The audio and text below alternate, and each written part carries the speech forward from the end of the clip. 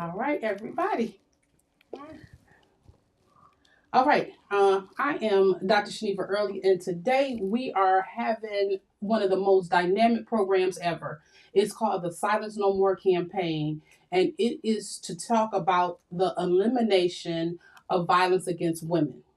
This program has a bunch of dynamic women that is here to talk about the benefits of knowing what's going on. We have to stop being silent and stop saying we don't know, we didn't hear, nobody told me, we didn't understand. So we are going to talk about it today. On our panel today, we're going to hear from several people. Excuse me, notes, because you know I got to have them. I'm running this system, and don't act like you don't know. Y'all know I don't know. All my people know I don't know about technology, but I'm gonna do the best I can to make sure that this turn out the way it needs to.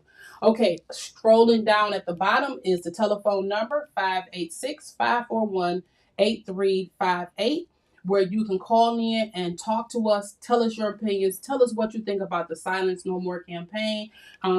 If you need some help, we can try to get you help and get you in touch with the proper authorities that can do what needs to be done.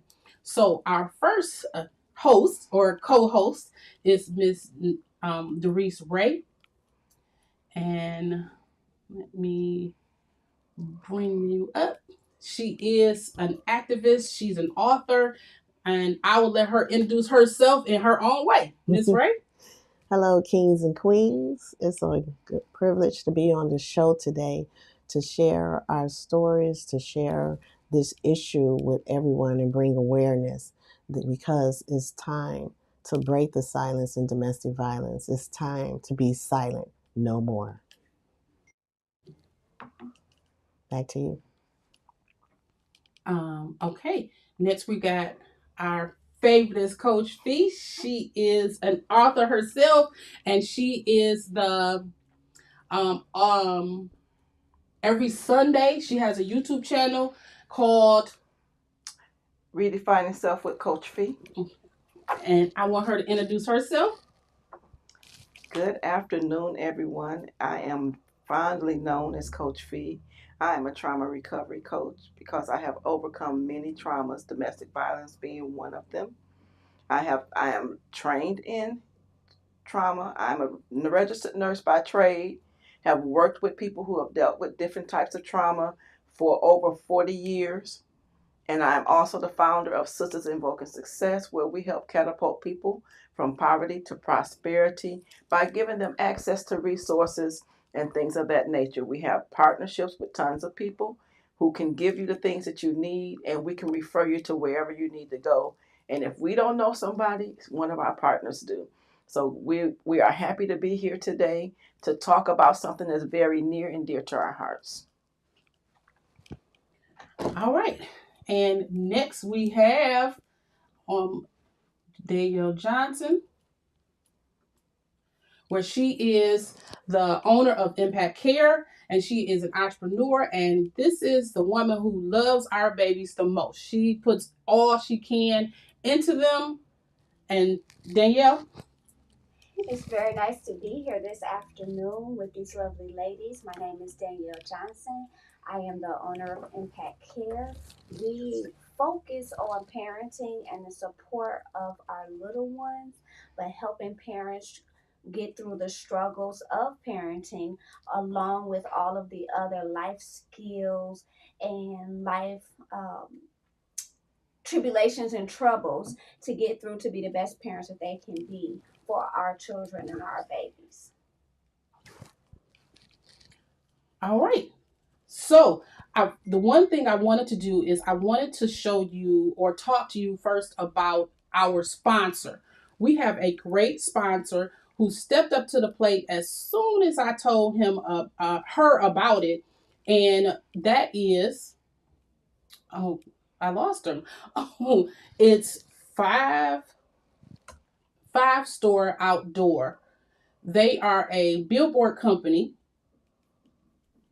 And y'all know I'm not good at this computer thing, but I'm gonna show y'all. See, it's 5-star outdoor billboards.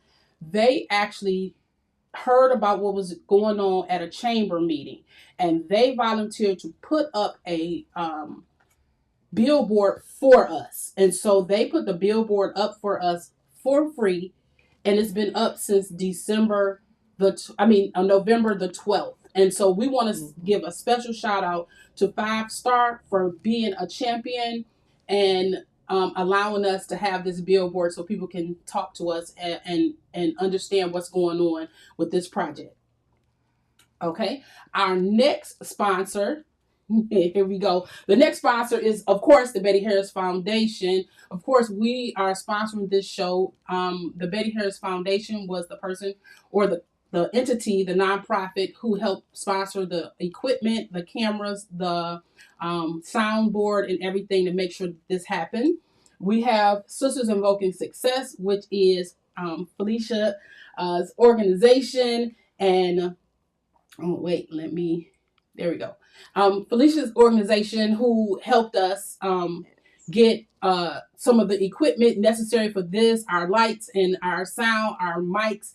And so we are thrilled to death that we are able to do this. Next, we have Women Helping Women and Ray of Life Books, which is Mrs. Ray's organization. Mrs. Ray has been an integral part of this. When I decided to do this, I heard about her and all of her wonderful stuff that she's been doing, all of the programs she's been doing, the talking, speaking engagements, and it was like I had to call her and say, let's do this. Let's please do this. And then we have Impact Care. That is Danielle Johnson's organization.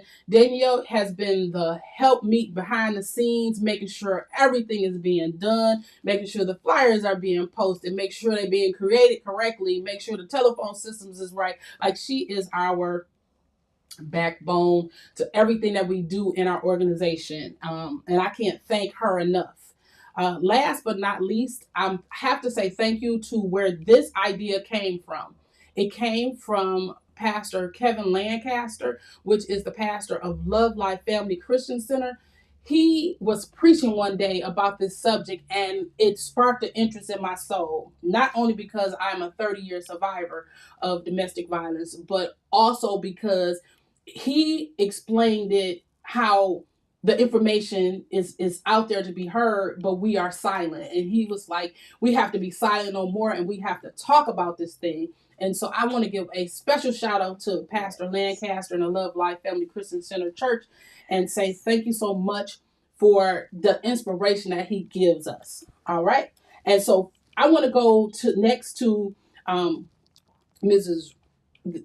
Ray, and I want her to talk about domestic violence, where it comes from, what it looked like, and all of those things, because we a lot of times just don't know. All right. So domestic violence is a crime that does not decrease. In fact, every time there's an economic crisis, it increases. It has no respecter of persons of age, race, gender, or creed. Domestic violence is when two people who has a relationship, some kind of relationship, whether it's marriage, a mother or father, boyfriend, girlfriend, siblings, parent, child, co-worker, neighbor, classmate, even church members, have an argument or altercation that turns into violence when one person decides to take a weapon to harm another or kill the other person. Also, in the United States, the National Coalition Against Domestic Violence statistics since the pandemic says that domestic violence has risen 8.1%. That's 20 people per minute, more than 10 million men and women. That's 1 to 4 women and 1 to 9 men, 12% of the time. From ages 11 to 17, 22.4% are females and 15% are males, and 3.3 to 10 million children exposed to it per year. Now, this is not a total accurate count because many of the cases are recorded as a homicide instead of a homicide domestic violence. This is also seen not a problem for the government, but a problem for the community and individuals to address. And the way we can address this is when the community and the individuals come together to be silent no more, to say, no more is not my business. This is not normal. And nor to say that this cannot happen to me. Because any time it takes another human being to use violence or abuse to control another makes it not normal. It's time for us to take the stand and say, refuse to be abused any longer. And we can decrease this by coming together and putting God back into everything, including our lives, by so he can help us to learn how to show us how to have self-love so we can love others, and show us the true meaning of what love really is, so we can learn how to drop the drama and come together and learn how to be a peaceful people within ourselves, in our homes, and do this by learning how to have inner peace. Then we as a community and as a world can spread peace abroad. Thank you. Thank you so much. I appreciate that, because we really need to have a little bit better understanding of really what's going on with domestic violence. Also, I want to go to where I got the information from. Um, y'all know me and my computer system. Okay, so let's go right here. And I want y'all, we have a short video that we want to play about the International Day of Elimination of Violence that was taped a few days ago at the United Nations. Official color of the 16 days of activism. Every single one of you, both in this room and watching online, has an extremely important role to play, not only in stopping violence against women and girls, but from preventing it from happening in the first place. The data shows that more than 5 women or girls are killed every hour by someone in their own family. That means in the short time that we will be together in this room, 10 women will be killed. Do you know 10 women? Just think about that for a second, and then think about what we can do collectively to stop that. This year's theme is focused on investing in prevention strategies to stop gender violence before it happens.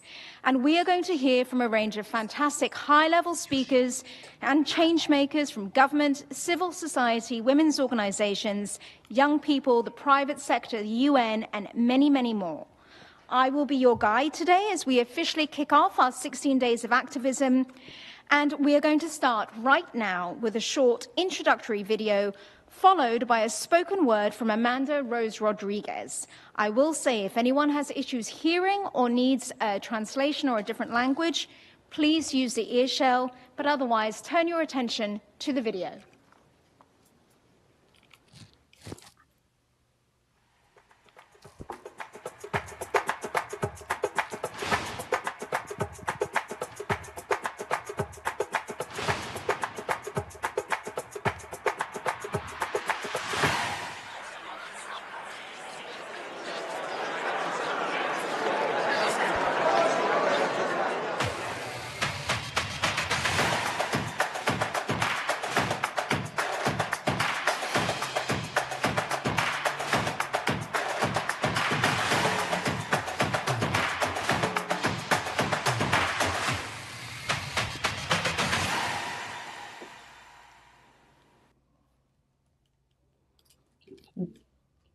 That was just a small snippet of the hour and a half long event that they had, that they pre-recorded for the United Nations. About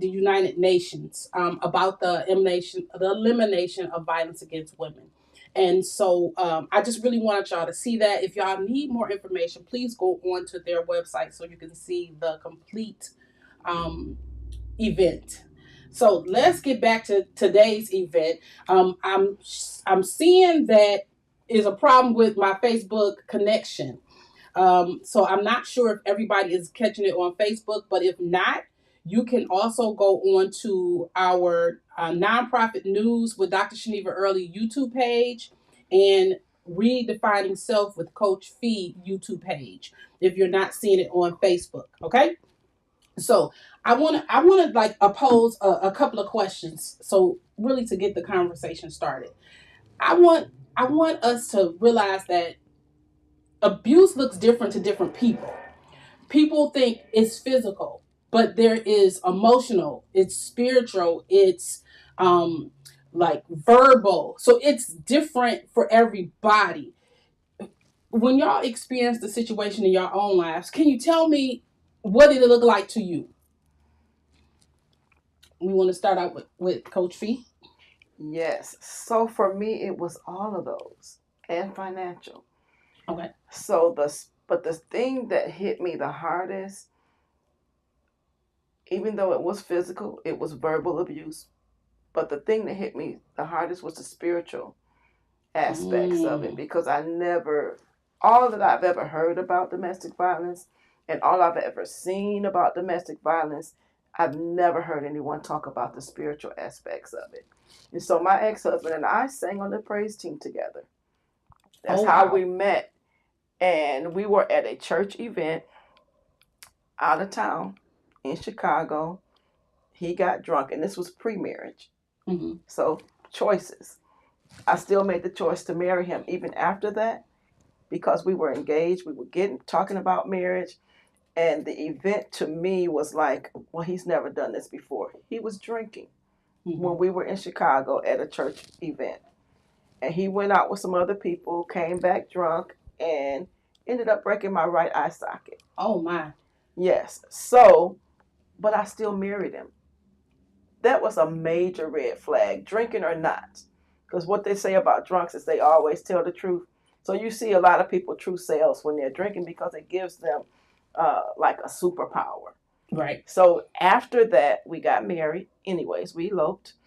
And that's when I saw the real him all the time. I couldn't walk on the porch. I couldn't go anywhere. But the thing that bothers me most, being a Christian and being in my Bible all the time, is him knocking the Bible out of my hand and getting upset if he caught me praying and things of that nature. And we're in church together. We're on the praise team together. But yet the main area you're attacking me in is the area where I get my strength from. Right. You see what I'm saying? So I have experienced all areas, but that aspect was very, very devastating to me. I can imagine so. I can imagine so, because the person that you thought would be there in that spiritual aspect was not there, because he was showing his true colors. Yes. Can you say that? That's the best way to say it. Showing his true colors. But you know what? Many times the red flags go up and we say, oh yeah, that I can forget that. That's okay. I don't think that was that bad. Or we make excuses for it. As women, I think we make excuses for a lot of things. Absolutely. You agree with me? Oh, totally. We make excuses for all kinds of things, and we dismiss it until we're at the position where somebody else see it. Yeah. And be like, what's wrong with you? But by that time, you got to hide it. Yeah, I tried to hide it. You got to hide it. And so the situation with me was not spiritual anything. It was 100% physical. It almost went into the realm of that emotional, but not really. But it was always never in my face. It was nothing. You would never see any marks in my facial area, but it was all over my body. Mm-hmm. And it was like the come home with roses and flowers and candy and that kind of thing. Because I was not able to be separated like most women go through that separation, I didn't have that because I was in the military and I worked. So you couldn't separate me because I had a job. Mm-hmm. But that's one of the things. They separate you, just like what you went through. He separated you from all your people who you knew, that type of thing. And so that look of, And honestly, I kind of separated me too because I knew I shouldn't be there.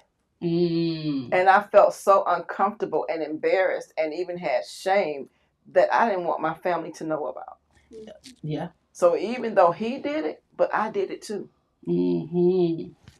So, you know, we all take some responsibility for the situation. You have to. You have to take some of that responsibility. What do you think, Danielle? I listened to Coach Fee, and when she said that she had a part in hiding, because as nurturers we are automatic protectors. Yeah. And when we put ourselves in a situation where we are someone's spouse or someone's loved ones, we automatically feel as if we can nurture them to be better. And if I don't tell mama, if I don't tell my sister, they won't know what's going on, but I can get him to be a little different, because he only like this because he had a drink. He only like this because he don't have no money in the bank. He only like this because he got a flat tire today. If he don't have a flat tire tomorrow and then get stuck on the freeway, then we won't have these problems. Right. And if I love him enough or cook him this favorite meal or whatever it is, we as nurturers automatically feel, and a lot of us are taught that from children, that this is what we're supposed to do, and quote unquote a man will be a man, or a boy will be a boy, or this is how mama discipline. You know, we go through all of those things, but we're taught that from the time that we come into the world. So. Yeah, that's true. That is true. Miss Ray, she looks so fabulous on camera. There's two things that were said for Danielle. She said change, and for you, you saying taking responsibility. And like for me, I was in a 7-year relationship that ended in domestic violence, and there was more emotional and verbal than there was physical. The physical came when I decided I wanted to go, but it started out with me making the decision to go out and find him instead of waiting on him to find me.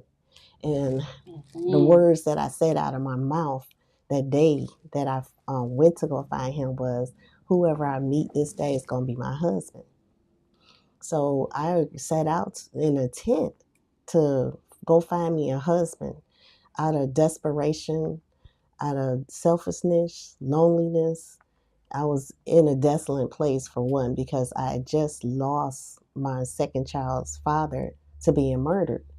And we were supposed to get married and talk about it that same day that he got murdered. So when I met this man, you know, it was set in my mind that I was going to change him, you know, and make him my husband. But it was signs in the beginning that was showing me that this person, you're not supposed to be with this person. But I stayed.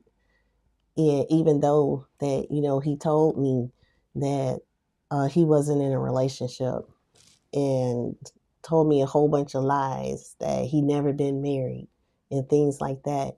And I took him as his word. But in the first 2 weeks, them lies was unfolding. But I still stayed for the decision, the choice that I made to go make him my husband. And in that, you know, it was a lot of emotional mind games that he played. And then again, you know, the shame, because once I found out that this is not what it was supposed to be, you know, by the time it was for him to meet my parents, you know, my mind was already messed up because he had caught up in that emotional mind game. So anything that my mother or my sister might have said when they saw him, you know, it just went in one ear and out the other, because I was just emotionally caught up in what I call the pancake on the stick. I ain't never heard that one before. So we have to keep it clean. And a lot of that kept me in that madness, because I was, you know, being stuck on the sexual acts that they take us through to get our minds messed up. you know. And then it came down to him to financial abuse because I was giving him all the money to take care of all the bills and things like that. And, you know, but it was got to the point where he was messing around on me too many times, 7 times at that. Bring me back STDs, you know, and having children with other women. But I still stayed in that, you know. I could have walked away several times because the statistics say it takes us 7 times to get out before we make up our mind. Yeah. Well, it took me 7 times. But it was what took me to get out shouldn't have been, you know. I had said when I found out that he had fathered some children by the friend of the court, that should have been, you know, shouldn't have been the time for me to leave. It should have been the first time, you know, when I found out that he messed around on me. Right. It should have been the first time that he brought me back that STD. But I still stayed in it. And I wasn't just putting myself in harm's way. I was also putting my children in harm's way. Yeah. So so when it came down to the end where he said that if I can't have you or the children, you're not going to have nothing, that should have been my plan to leave right then. But because how some of us women feel like we don't have the money to go, we stay. You know, that we don't have nowhere to run to because by that time they done isolated you from all your friends and families. So we stay. Yeah. But it's nothing in this world to make you stay when somebody is abusing you, whether it's emotionally, verbally, mentally, physically, spiritually, or financially. That is the time where you need to get out. Yes, it is. It's time for you to go. And, you know, I think that the one thing that I caught the most where you said that you stayed and stayed and stayed instead of saying goodbye the first time. I think, at least for me, it was, it ain't gonna never happen again. The I'm sorry part, that was the critical point for me because I had never experienced anything like that because, you know, my father didn't abuse my mother, so I didn't know what that looked like. And so the I'm sorry always got me in. It pulled me back and said, you know, it wasn't like that. When it really was. It really was like that. And so, you know, we continue to make excuses. That's that excuse realm that we always lay in. That we, you know, we always see that. And for me to then tell my daughter, I had to stand up and say, you don't deserve that. But I had to know that I didn't deserve it either. Because what got me out of it, and I thank God for it, was my daughter. My daughter came to me as a little bitty girl. She had to be 2 or 3. And she said, Mommy, is Daddy going to kill you? And that is what took me into another place. Like, if she see that, will she then believe that it's okay to let this happen to her? And so that's what got me out of it. And I thank her all the time for that because she didn't know what she was saying. But I think God had to put the words in her mouth so I could understand what she was saying. Yeah, you took the words right out of my mouth. God speaks to children. And I don't talk about it a lot, but being pregnant with my middle child, I went through a similar struggle. And I remember walking in the house and saying, here, you need to take these pills. But I couldn't tell anybody because I was just married for 6 months. And my mama had told me from the time I was 15 to the time I'm 25 that this is not the man for you. So, no, I got to prove her wrong. We can do this. We can do this. We done got married. We got 1 kid. We got 1 on the way. Y'all don't know what y'all talking about. Y'all didn't know what y'all talked about when I was a teenager. Y'all don't know what y'all talking about now. We going to figure it out. We going to figure it out. To me, because I was ashamed. My parents spent $20,000 on this beautiful wedding, and 6 months into that, I'm gonna go tell you I need to leave. Mhm. I said, oh, nah, girl, we gonna figure this out. We gonna don't tell nobody. We're gonna figure this out, and we did not figure it out. Mm-hmm. And as your daughter was 2, my daughter was in the 6th grade, and I had finally spoke up for myself, and she walked in the room and she said, "You know we don't need that, right?" And turned around and walked back out. And I just laid in the bed like, I guess we don't need that. Mm.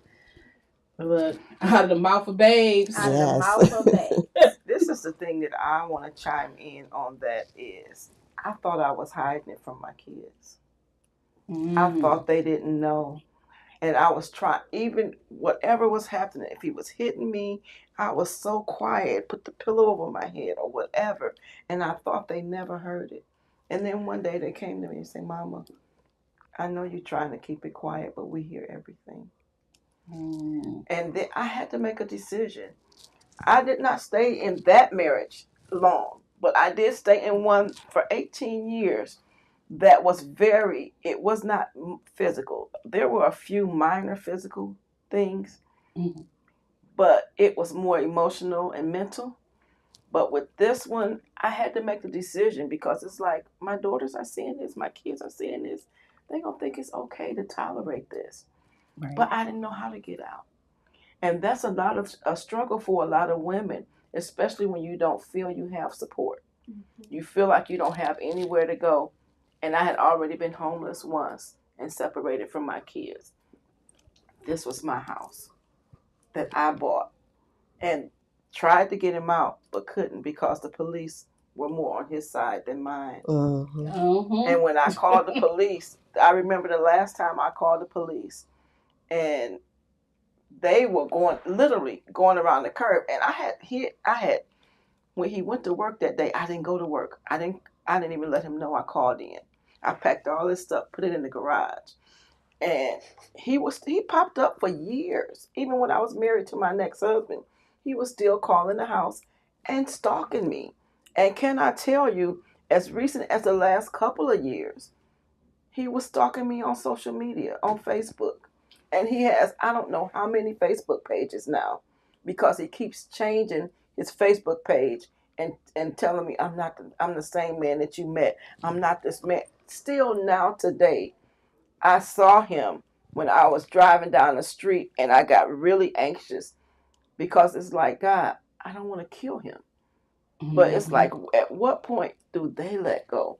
And I did not want my kids to think that was okay. So that's why I got out. But yeah, it can be horrible. And like you say, out of the mouths of babes, because you think you hiding it, but they see it all, especially if they're living in the home with you. They see it and they hear it. And the same, I don't even know how to describe it, but it's like a feeling that I would get when I knew he was getting ready to do whatever it was. It was like a weird feeling. I know that feeling. And then when you get that feeling, it's like, oh my God, it's getting ready to happen again. You know what I'm saying? Mm-hmm. You just felt it before it was like something totally a different feel in the atmosphere when that time was getting ready to come. And it was crazy. And I thank God. I want to give a shout out to Pastor Clifton Jefferson, because he is the one who helped me get him out of my house.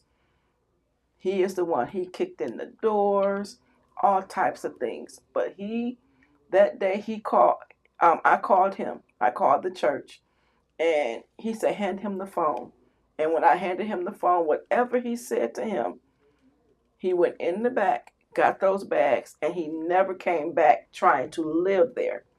But he still stalked me for years. Wow. So where do you go when it's your house? Where do you go? Where do you go? Right. God makes a way of escape. I don't tell you. He made one for me because, they always ahead of you because they know you and they watch you. Mm-hmm. And he was always 2 steps ahead. And when I was trying to leave, he already knew that I was trying to go, because one of the things they do is that they also manipulate the people around you. Right. And he manipulated my mother to be on his side, my best friend to be on his side. You know, he found out the places that were not all the places, but some of the places that I could have went to when I left. But at the time, I was like, you know, what am I going to do? Because he had control of the money, but he wasn't paying the bills. Right. So I know that feeling when I realized that I was damaging my children. I grew up in a domestic violence home, and I said I would never be with a man like my father, but never say never. And I ended up with him. And the day that I realized that I was hurting my children is when it was on Mother's Day. I'm pregnant with our last child. And he comes home. I'm already did up and everything. He comes home, take a shower, new outfit, has a balloon, a teddy bear, and some flowers. And our little daughter at the time was 2. And she asked him, "Are those for mommy?" He said no, smiled, and walked out the door. I wanted to cry, but our little children know all she could do was hug me and pat me on my back. And I knew I had to do something. I had to get out. Mm-hmm. But even every area where I tried to save money to leave and things like that, God still was speaking to me, but I ain't even know it. But he made a way, because what he did, he went behind my back to take the kids from me from the courts. They just gave it to him. And his what he did was try to get me thrown in jail, put me out of the house to be in a homeless situation, keeping all my stuff, because he didn't have nothing. Everything in that house was mine. But I thought if I put my name on that lease first, he couldn't throw me out. Because, say, I tried to do that to him. And he kicked the doors in, and the police said, well, we can't do nothing because he paid the rent this month. You got to take it up in court. But when he went and to where it was only me and my daughter, the only thing we can take was our clothes. And I went on my sister's house. But God provided the way, because my father got sick and we had to move him out the house. And I had everything I needed in the house. So when it was time for him to take me to court to get the kids permanently, he couldn't do it because I had a place that God had provided for me. So even in the instances, I tell people that there's God always have a way of escape. Yeah. Even when you don't know it. And our children, like as you've seen with these other women, our children wakes us up. Mm-hmm. So I say, if you are in a domestic violence relationship right now and you think there's no way out for you, there is a way. And God will provide it. And if you're not going to do it for yourself, do it for your children. Do it for the ones that love you. And trust in the one that want to help you get out. See, I couldn't trust my mom because she told him that I was leaving. I couldn't trust my best friend because she told him all my secrets. Wow. So I say another way of getting out is don't worry about your stuff, because that's your stuff. That's you can true. get that back. That's the truth. But you can't get your life back. Mm-hmm. Go to the police. They'll help you get into a shelter. They'll help you get away. Or go to a hospital. Because now the way they have things set up, we're here in Michigan, you have to call this hotline number. Mm-hmm. But because all the shelters are full, where are you going to go? Right. Where are you going to go when you don't got nobody to run to? And then you really don't want to run to your friends because you'll put them in harm's way. That's true. So, And your family. yes, Yeah. and your family, because when they coming to get you, they don't care. They coming to get everybody with you. Mm-hmm. We hear that a lot too. You see it on the news all the time where a whole family done got killed because a man, if I can't have you, ain't nobody else gonna have you, and your mama ain't gonna protect you, your daddy ain't gonna protect you. It's just And that's what he told me, and I had experienced it. My cousin's husband killed her and shot her mama. And so now, when you have this stuff in your family, like she said, you grow up, you see it. So for some people, that's normal. And they don't think that they can get out. But as she said, God does provide a way of escape. For me, it ended up that last phone call to the church and the pastor saying whatever he said to him that made him leave. Because the police did not support. And if you run into the wrong police, they still may not. But always try to, and when she was talking, and even when I was doing the research on the legal piece, there are laws in place that makes it really easy for the police. But it's about that police officer's mindset. Yeah. Don't stop with that police. Right. Keep on going until you get one that will help you. Yes. Because some of them, especially some of the male police officers, that was where I had my biggest problem.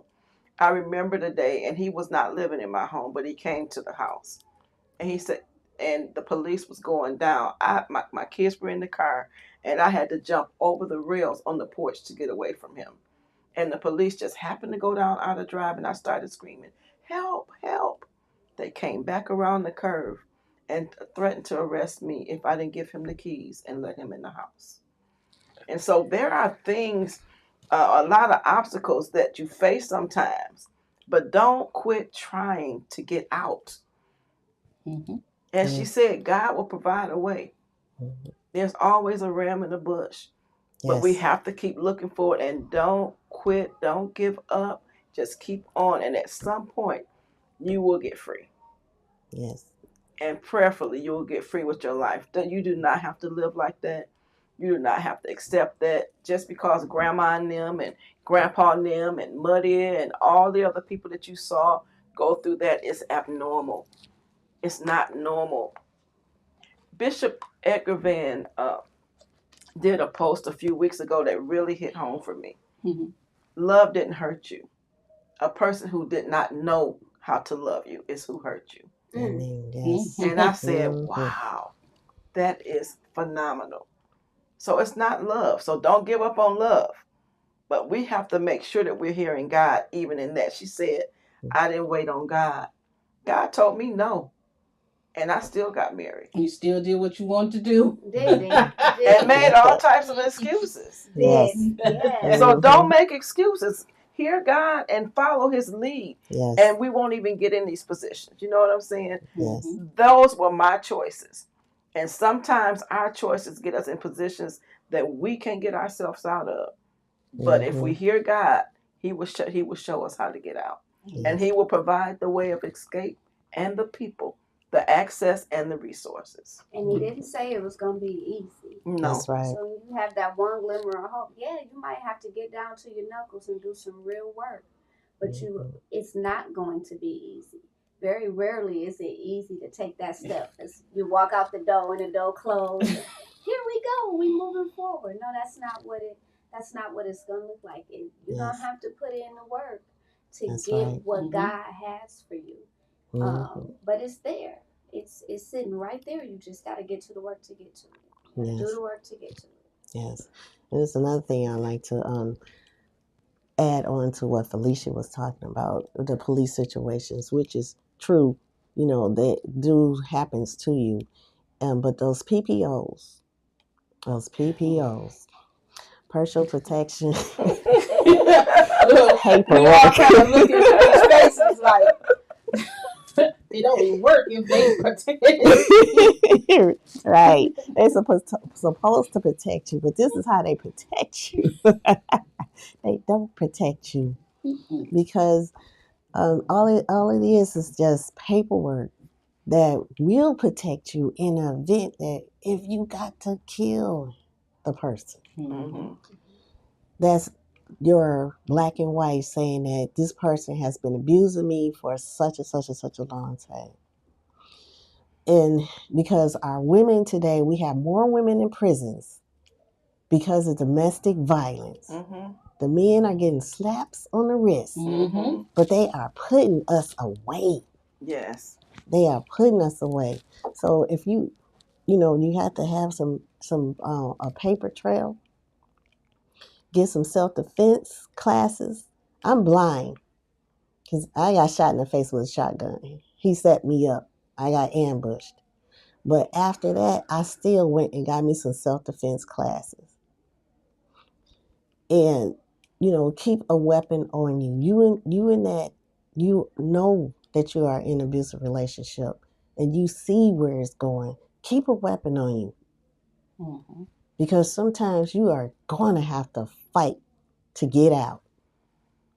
And as I look at it, it's the other person going down before I go down.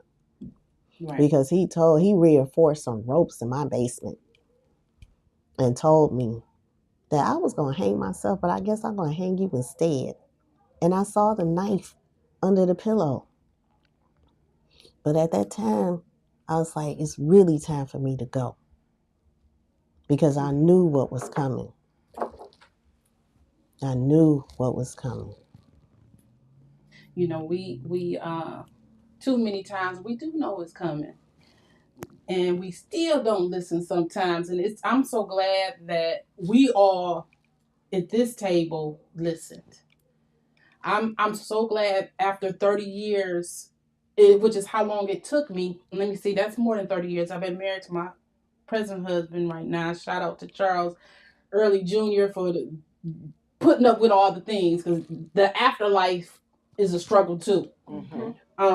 And so it's been maybe like 32 years or 33 years, and I finally got the strength to talk about it without boo-hooing and blaming myself and all the things that go along with it. And it's the strength of all of us that is okay with telling people our story and not afraid to be silent no more.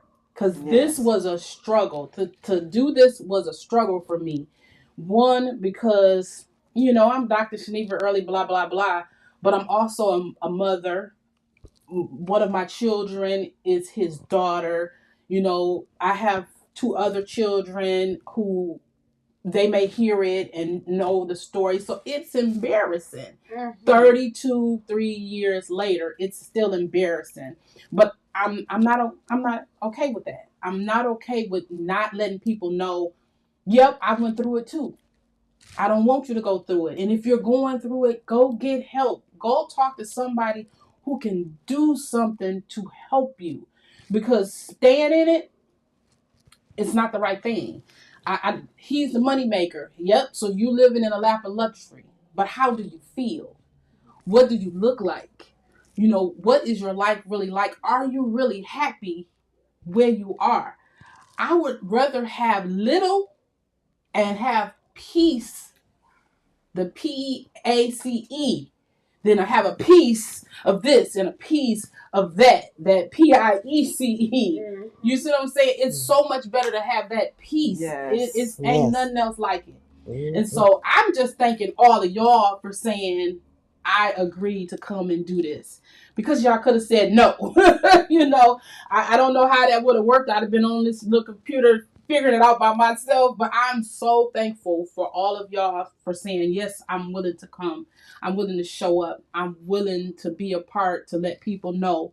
And this is not the end. This is just the beginning. We have, in my head, it was one day and that was it. But Coach Fee and Mrs. Ray and Danielle and a bunch of people that we have already spoke to was like, oh, I want to be on that show. I want to talk. I want to tell them from my perspective. I want people to hear from me. And I was elated because I didn't realize there was so much support out there. There is a lot of support. There is a lot of people who they can take care of us. We just need to know how. We need to know who. We need to know when. We need to know where to be. And this is the time and place, and this is where we need to be. So I thank all of y'all for taking out of y'all time to be here. Okay, I'm telling y'all, technology is not my friend, so it did not show up on Facebook like I think it should have. I don't even know if it ended up showing up on Facebook, but it showed up on YouTube channel, and it showed up on Coach Fee's YouTube channel. So I'm going to send it over to Facebook so people can see what it looked like. Cause I don't know. Right. I'll make sure that I practice. So we can't see more. if there are any questions in the. There's been 2 comments from Miss Chambers, Okay. but I did show them up on the screen. Okay. So when you go back in, but there was not any phone calls that came through and no questions for us to answer. But this is not the end. We have so much more going on and so much more happening. We got people from the prosecutor's office. We have different organizations that want to come in. We have people from the community that want to come in. So this is just the beginning. We want to do this and have this conversation every couple of weeks, right? Yes. Yes. And so we can have people come in and we can all talk about it. So before we leave, though, this gorgeous poster right here, I'm telling you, Miss Darice got it going on over here, but she has a book. And I want you to tell our audience about your book. Okay, my book is called He Loves Me, He Loves Me Not. This is what the book looked like. And it tells the backstory as part of my purpose and why I'm still alive, of how it took me 7 years to get out, 7 years to heal and overcome being in a 7-year relationship of abuse that ended in domestic violence, with me being shot in the face with a shotgun through the windshield of my car while 3 of my children were sitting in the back seat, resulting in me losing my sight and my sense to smell. Mm-hmm. And you can get it on Amazon and Kindle. Mm-hmm. And that's where it's at right now. I'm also available for speaking engagements, book signings. I do motivational speaking and workshops. And I can be contacted at, is my information down? Wait, let me bring it up. Let me see. Okay, we don't have your phone number on here. So we need to put your phone number on here. What's your phone number that you could be reached? 313-523-3122. Okay. I'm also a book coach, and I help people to that want to just tell their stories, get it into print and publishing. But I want to leave you with this. What's love got to do with it? Everything when it comes to God, but it has absolutely nothing to do with it when you are being misused and abused, physically, mentally, spiritually, sexually, financially, or emotionally. Thank you. That was it. That said it all. We don't have to do nothing else. That said it all. I want to say about our beautiful scarves. These scarves are this year's color. So you see that each one of us have our scarves on. And so if you or somebody that you know has been involved in domestic violence, it's a number strolling on the screen that you can call and contact one of us here. But if there is somebody that you know that is being involved in a domestic violence situation, please tell somebody. Look at me in the picture in the screen. Tell somebody who can help you. Stop talking to your girlfriend. Stop talking to your homeboy. Because we ain't got to this one yet, but it happens to men too. Stop talking to the pastor, because the pastor can pray for you, but he can't get you out that house. Tell somebody who can help you get out of that situation. First, we need the strength. We need the strength in order to be able to deal with the situation, right? We need some strength. We need some of that godly love. Yes, we do. We need that strength. But we have to understand, we got to talk to the right people at the right time in the right place to do the right thing that can help us get out of here. Amen. Because I couldn't run to a girlfriend because I was in the military. They all had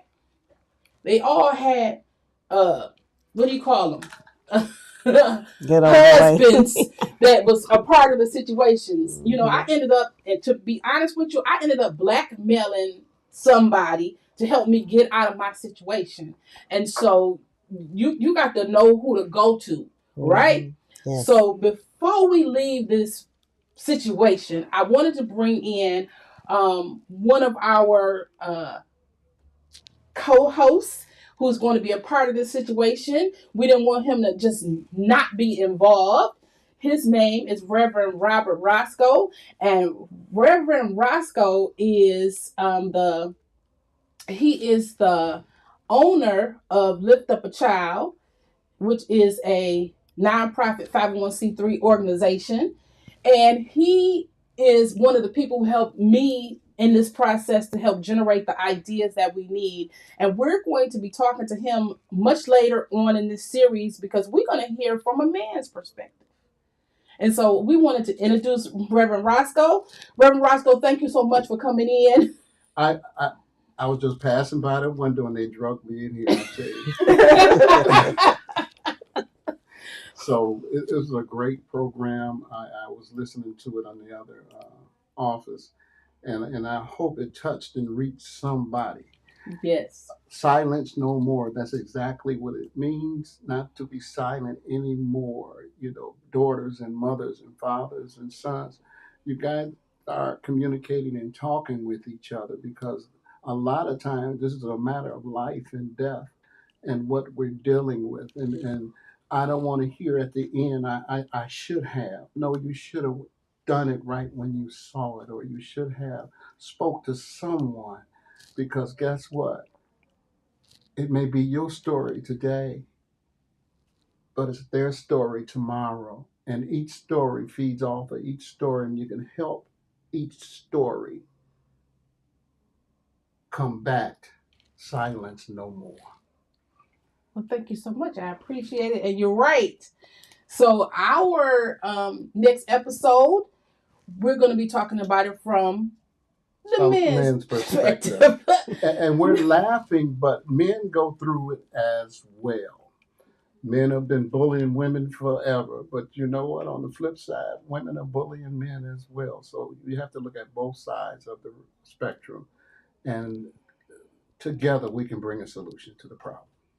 Yes, we can, and that's what we're going to do. So our next episode is 2 weeks from now. I will make sure that this recording go up on the Facebook pages. We will send it there, and by 2 weeks from now, I'm going to figure out how to stream it on that Facebook platform correctly. I don't know what happened, and I'm not going to beat myself up about it, but it will happen. If not, we'll pre-record these and upload them on them days. However we got to get the word out is how we're going to get the word out.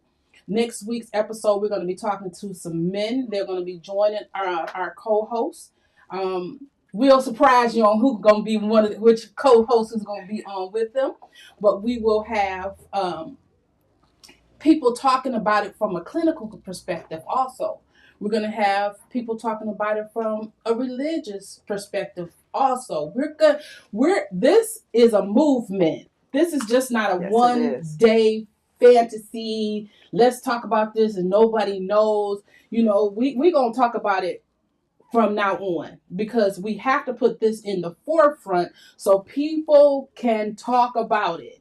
And so I just want to say thank you to all of my people. I want to say thank you to Danielle for coming. I thank you for all your background and all your help, everything that you do, keeping us straight and on the narrow, because I'm telling you, it's hard to keep me in the right place at the right time, and Danielle does it to perfection. To Miss Ray, to our camera ready all the time, woman. Thank you so much for joining us in this. This has been fabulous. The fact that you are willing to tell us the experiences that you've had and the things you went through, it just brings my spirit. It fills my spirit because you did not have to do it. You did not have to say yes, because Ms. Ray was the first person I asked. And she was like, sure, yes. So I just want to give you an extra thank you and an extra shout out and say thank you so much. I appreciate you. I appreciate that you are not letting what happened to you stop you from helping the next person. I wanted to say one more thing because I forgot to tell everyone. Mhm. These eyes that you see is a gift from God. They are not my eyes. They are porcelain. I could take them out. But all grace and glory to God. I thank him for it. Amen. And thank you for having me. And my friend, Coach Fee. Yes. Me and Felecia been road dogging it since Bunker Labs, and she was one of the first people that I met there. Yeah. And we have been doing nonprofit work for a couple of years now together, and it has been fabulous. And I just appreciate you because you never let the situation stop you, because that was just a situation with the abusive situation, but she has recovered from a car accident that almost took her out of here. Yes. Have a brain injury, and she has not let it stop her. And so I got some dynamic women around here. Amen. I just appreciate you, and every time it's something going on, she be like, okay, Doc, really? Really? And so she is one of those people that you want to keep near and dear to your heart. Aw, She thank you. is. Likewise, Doc. You are an amazing. She is an amazing woman, and this is the thing. There are times in your life where you need certain people around you, and we were both kind of in the bad funk with our businesses when we went to Bunker Lab. Yes, we were. And I was like, okay, what next? And here she is, the guru of nonprofits. Her doctoral degree is in nonprofit leadership. So if you want to start a nonprofit, this is your girl. This is your lady. And when I tell you, she knows this stuff like the back of her hand, and her heart is pure as gold. Thank you. I could not disconnect from her. We are connected to life, for life, because God brought her to me and me to her. Yep. Both when we needed it. And the things that I needed, she had. And the things that she needed, I had. Yes, she did. And so that's why I'm here today. Anybody that knows me know that for years I've been running from a podcast. God told me in 2016 to start the podcast. And I kept saying, God, I don't know what to do this. That. And this lady here has made me, pushed me, just get on there, do this. I don't care what you do, get on there. So now I'm doing my podcast. And let me say something. What I'm doing is not even what I'm supposed to be doing long term. But she said, I don't care what you started with, just start it. Right. So I started it with my Sunday school lessons that God led me to do. And when she went and joined my Facebook, my YouTube page, and told me how proud she was of me. And then she wants to know what's next.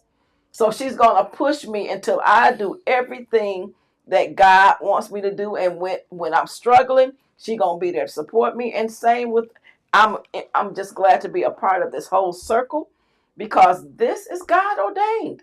Yes. It is God ordained. We started out with phone conversations. And in the phone conversations, it's like, oh no, this is not going to be a one-time thing. This is a movement. And why? Because we are the solution to someone's problem. Right. And I hear people are saying, oh, now it's this new thing. Tell your story. It's nothing new under the sun. The word of God says that we overcome by the blood of the Lamb and the word of our testimonies. We're supposed to have been telling our stories. Yes. But the enemy was in our minds, giving us shame and all those things to keep us from saying what we're supposed to say. I don't have nothing and I got a lot of stuff, y'all, to unload. Just like peeling an onion. But all those layers have to come off. Dr. Chineva and I also partnered, and we did a book together. Yes, we are co-authors in the book called Taking the Limits Off. That's what we have to do. We got to take the limits off and tell our stories, whatever the story may be, because it's for somebody else. We didn't go through all of this for us. We went through it for somebody else. That's right. Yes. And don't be afraid to tell it. That's right. That's right. Because guess what I learned? The first time God had me to tell one of my stories, it freed me. All that stuff was gone. And then I walked out the pulpit after preaching that sermon. Is there anything too hard for God? And I'm walking down the aisle, tears running down my face. My head is down, and women just started coming out the aisleway in groves. Thank you for telling your story, because I went through this with my father. I went through this with my uncle. So whatever your story is, somebody needs to hear it. Yes. And the shame is not yours. No, Even if it was your choice, it's not yours. My daughter told me the other day, she said, in class they said, my past does not define me. But can I tell you that there is life after domestic violence? Yes. There is life after whatever it is that you're struggling with. There is life after it. Just move forward in it and allow God to provide the way of escape. As our sister over here said, there is a way. No excuses. Yes, it is. Tell your story.